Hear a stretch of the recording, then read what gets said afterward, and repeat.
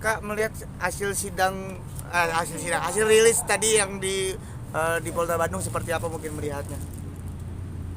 Jadi hasil rilis tadi kebetulan kami sampai itu udah terlambat ya, karena memang yang pertama yang akan kami sampaikan adalah kami rilis hari ini tidak diberitahu oleh Polda Jabar, tidak ada informasi apapun perihal rilis yang akan dilakukan hari ini, padahal kami ini adalah kuasa hukum dari almarhum keluarga Vina.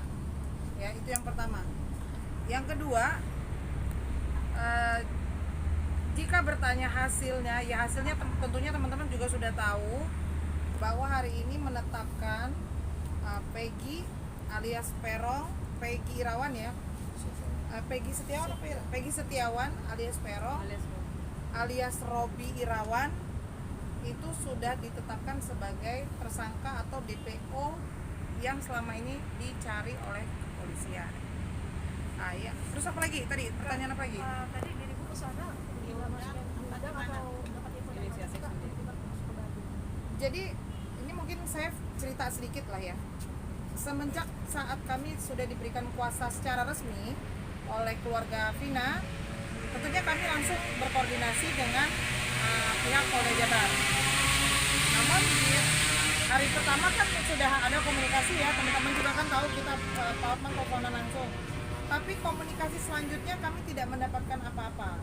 Selalu dilempar dari penyidik, dilempar ke Kasubdit coba ditelepon tidak ada jawaban, kemudian kami coba menghubungi Pak Dir, sama juga tidak ada jawaban. Sampai hari ini tidak ada pemberitahuan apapun kepada kami.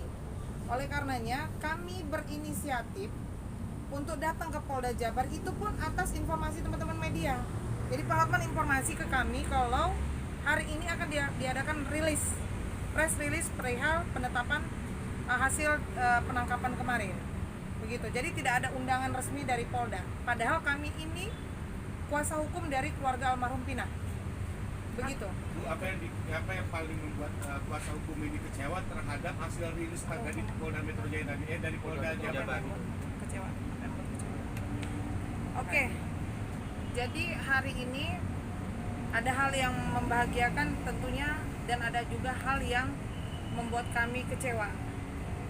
Hal yang membahagiakannya adalah Polri sudah bisa memastikan bahwa pelaku yang ditangkap adalah salah satu DPO. Tentunya kami sebagai korban merasa senang, merasa ada angin baru lah, energi baru atas tertangkapnya pelaku tersebut.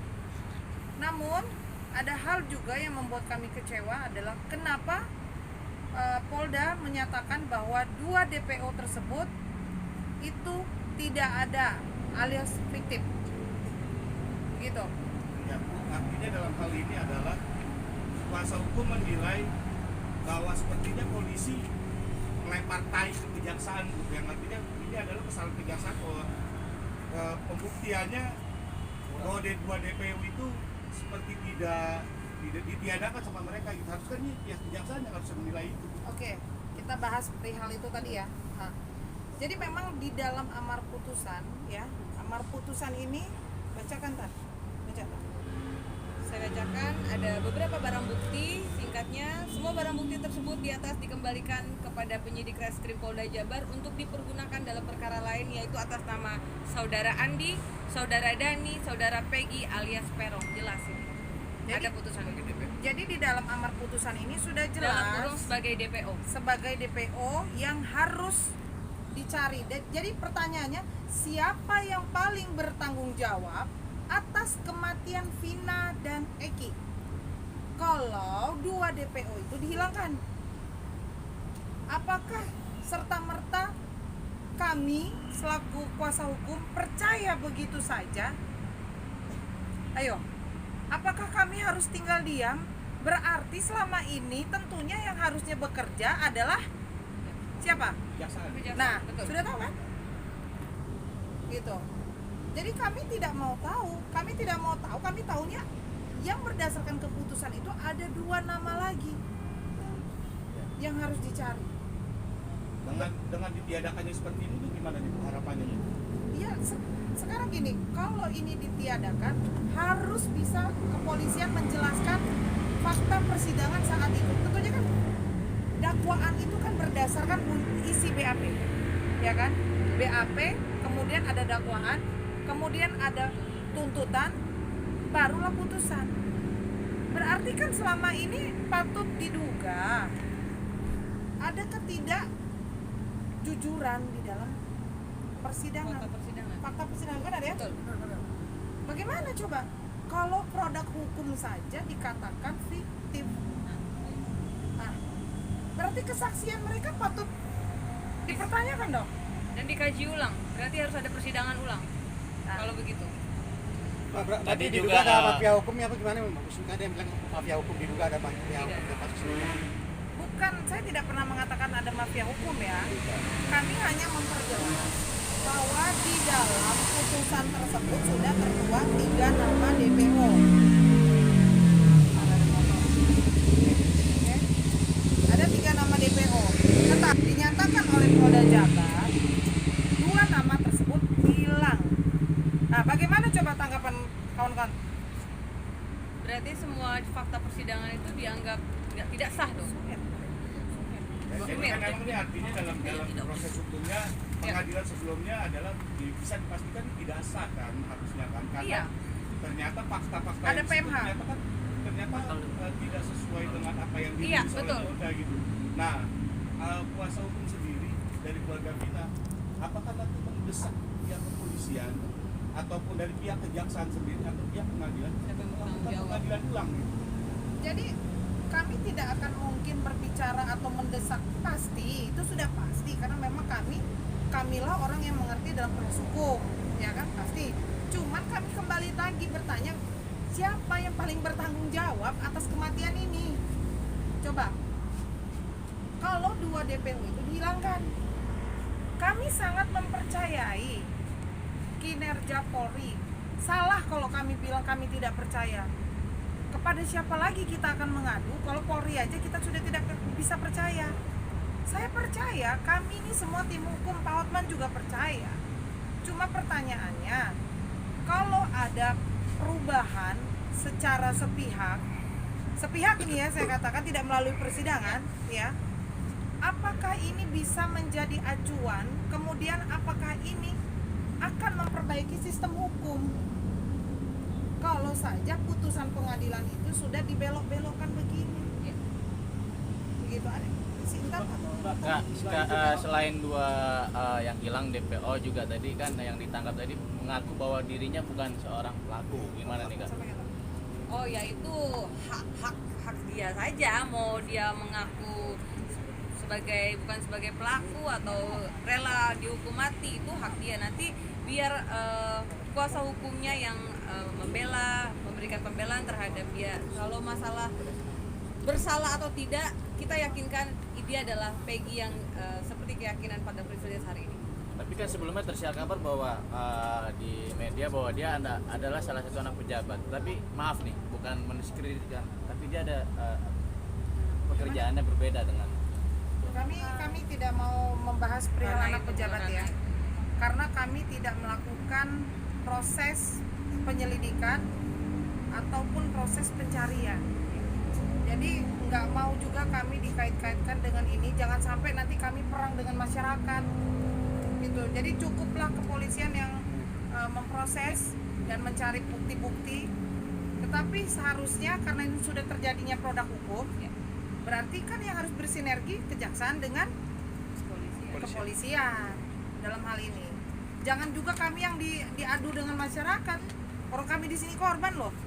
Tapi terkait hal itu sendiri Kak, maksudnya bukan mengadu dengan masyarakat, tapi kan akhirnya sebagai kuasa hukum dari pihak korban, mungkin ada nggak sih maksudnya tindakan untuk mencoba cross check kebenaran itu sendiri loh Kak? Soalnya kan emang ya, mencoba untuk mencari tahu gitu loh, walaupun dilakukan atau enggaknya. Ditelusuri sendiri Pak. gitu. Sekarang kan gini, semua prosesnya kan ini yang menyelidiki itu kan pihak kepolisian. Tentu kita nggak bisa bertanya kemana-mana lagi selain ke pihak kepolisian. Sampai hari ini pun saya dan tim datang ke sana untuk menanyakan perihal hal tersebut, prosesnya seperti apa, sampai ada press release hari ini menyatakan bahwa 2 DPO itu dianggap fiktif. Kami menanyakan tapi kami tidak diberikan akses. Nah itu yang menjadi lagi tanda tanya lagi kepada kita, ada apa? Harusnya pihak kepolisian itu membuka jalur akses, memberikan seluruh informasi secara jelas dan detail kepada kami. Kami pihak korban tidak mungkin kami setuju ada 3 DPO lalu dihilangkan, tidak mungkin. Jadi kita bertanya, apakah amar putusan itu betul atau tidak? Seperti itu. Kenapa bisa jadi ada 1 DPO saja, 2 DPO-nya hilang? Bagaimana ceritanya? Itu kami mau menanyakan hari ini tapi aksesnya ditutup. Apa yang membuat mereka melakukan penutupan akses? Saya tadi tidak selain tahu. itu? Yang Nah, jelas ini tadi yang saya katakan. Dari mulai kami memperkenalkan diri sebagai kuasa hukum tidak ditanggapi.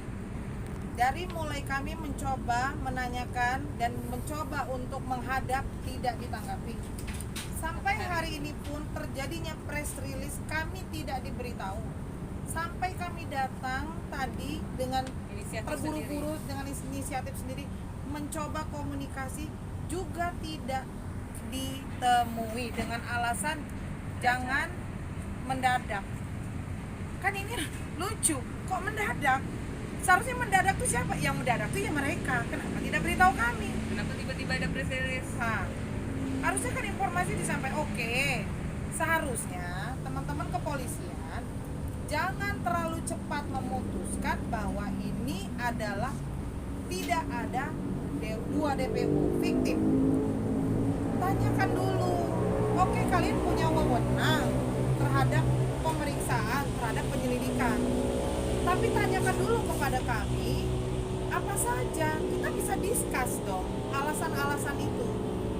Berarti ini kan ada PMH-nya di dalam putusan itu.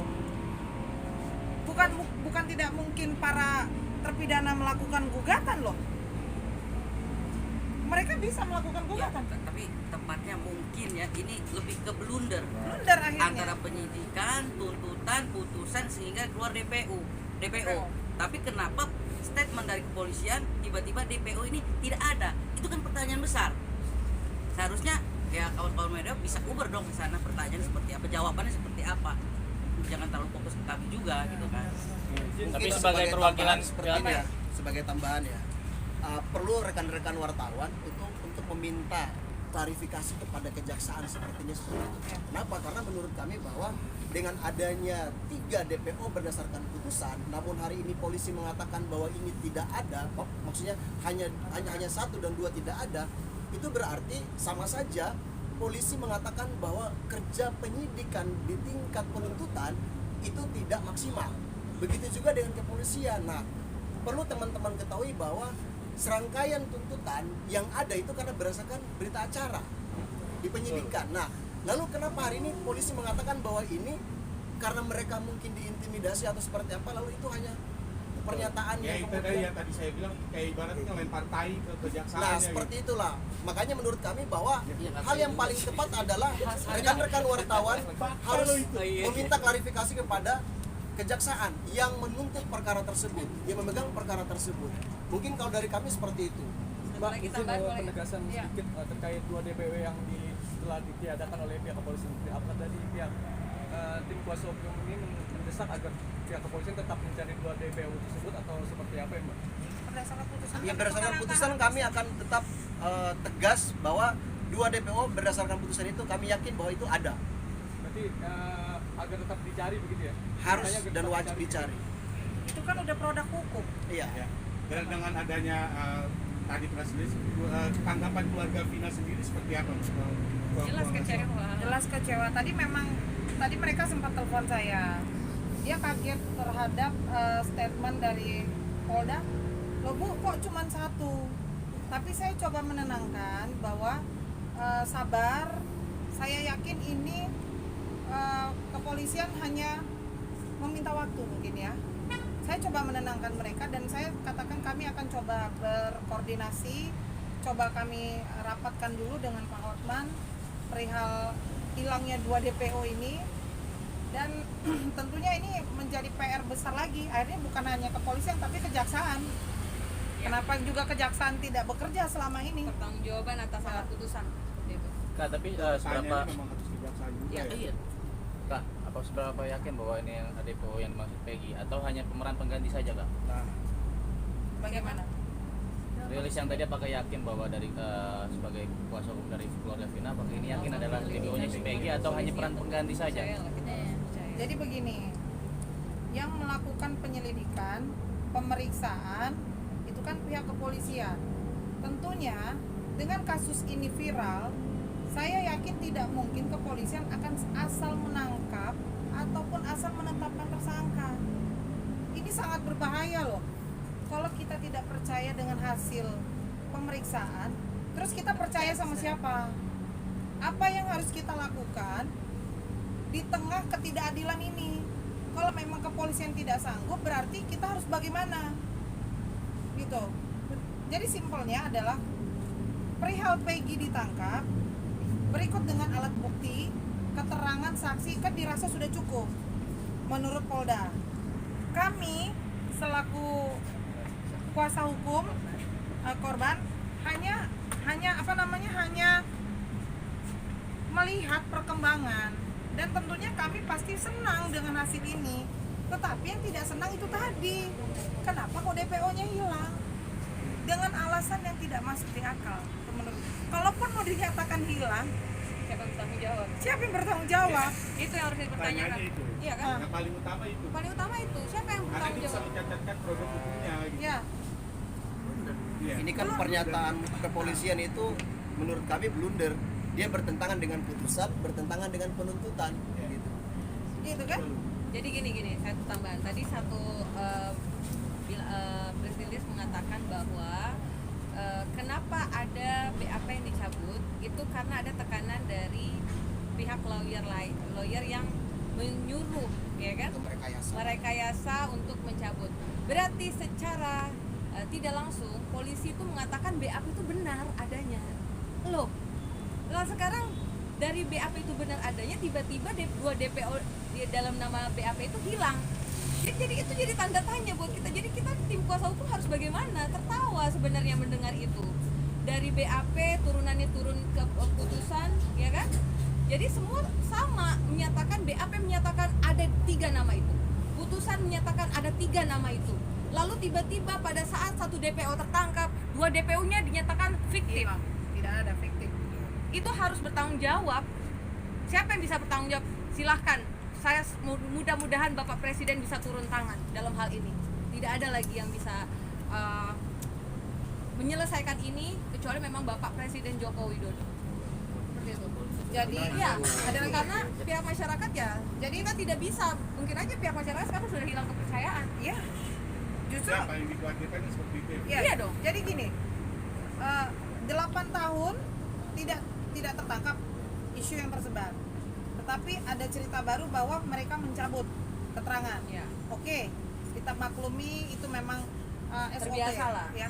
Tetapi sekarang ketika 8 tahun ya tidak terungkap, tiba-tiba sudah satu tertangkap, hilang lagi 2 DPO itu.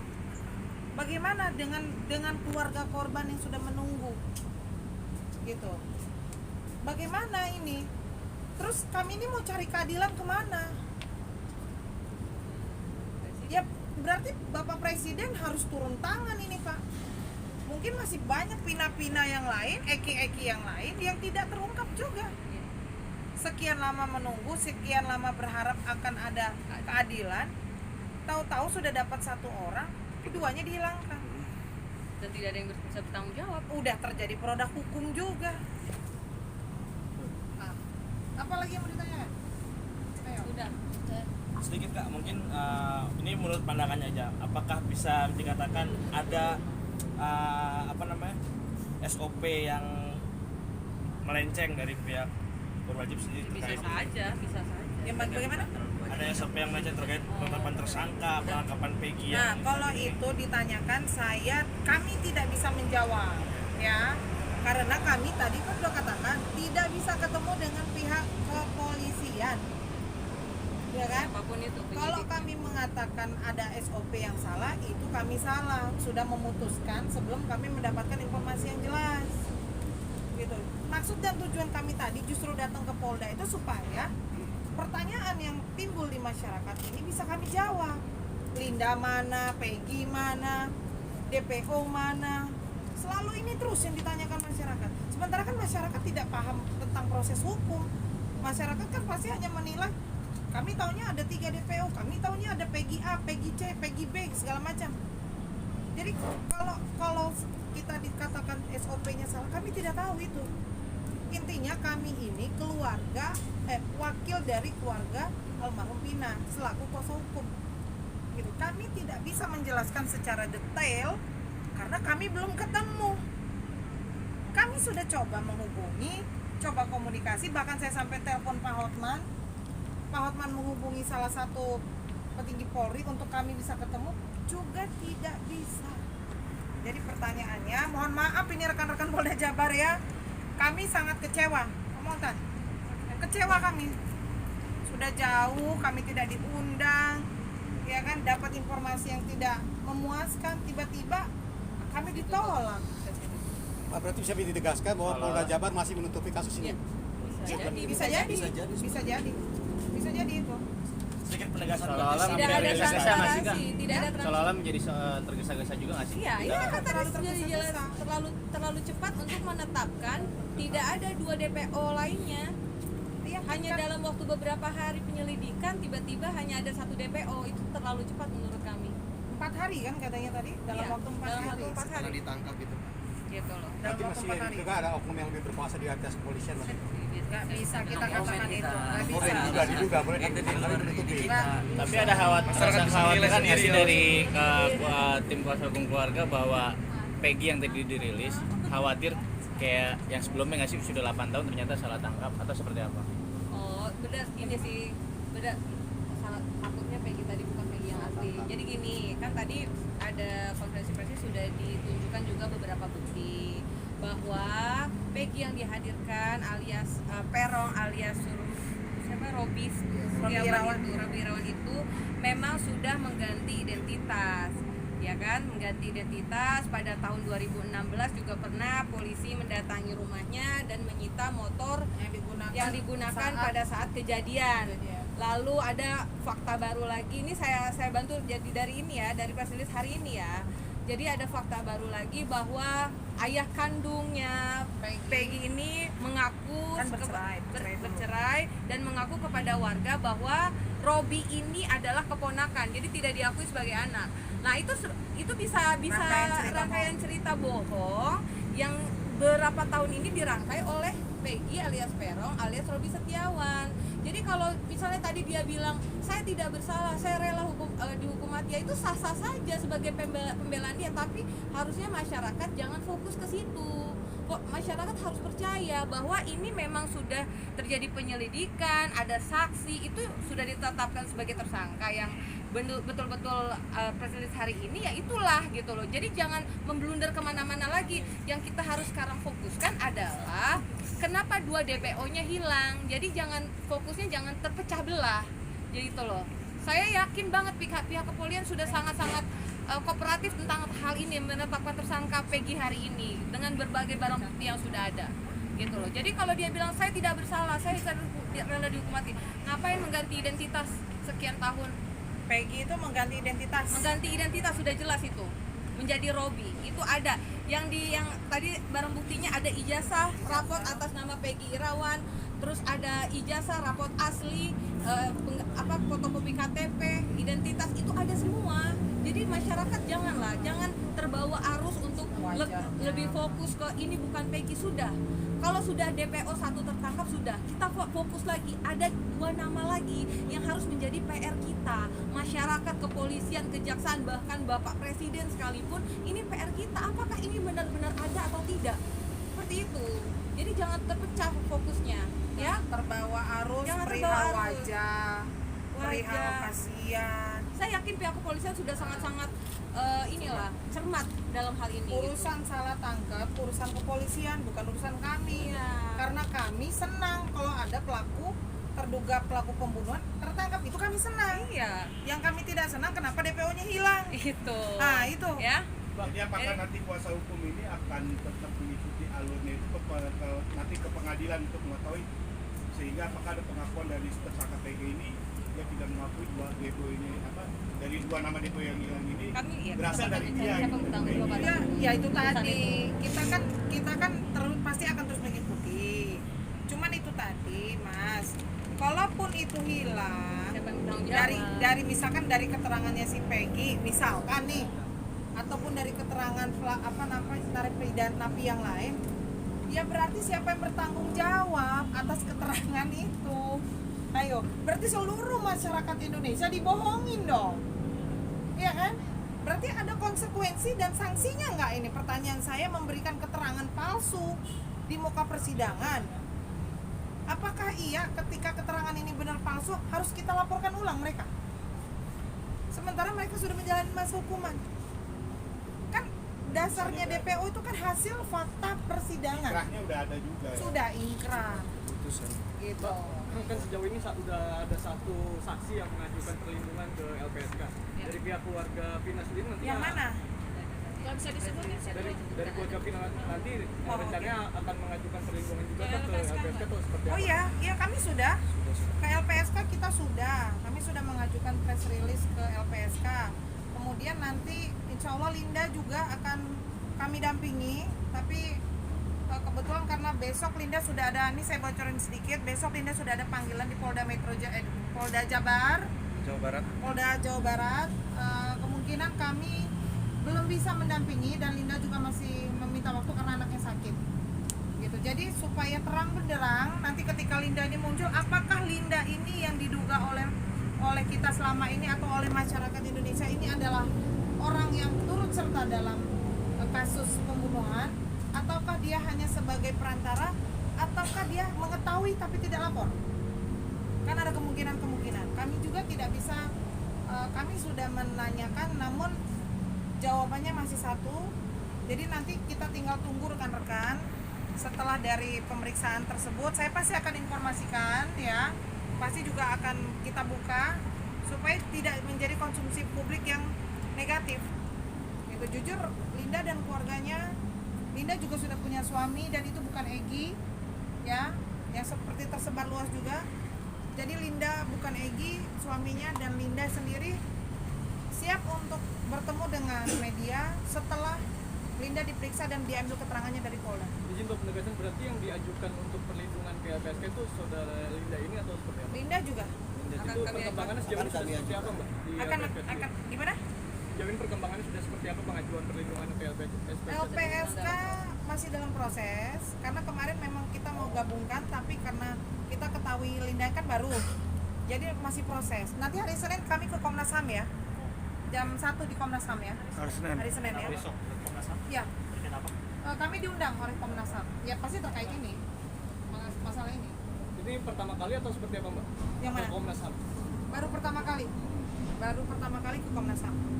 Gitu. Ada lagi?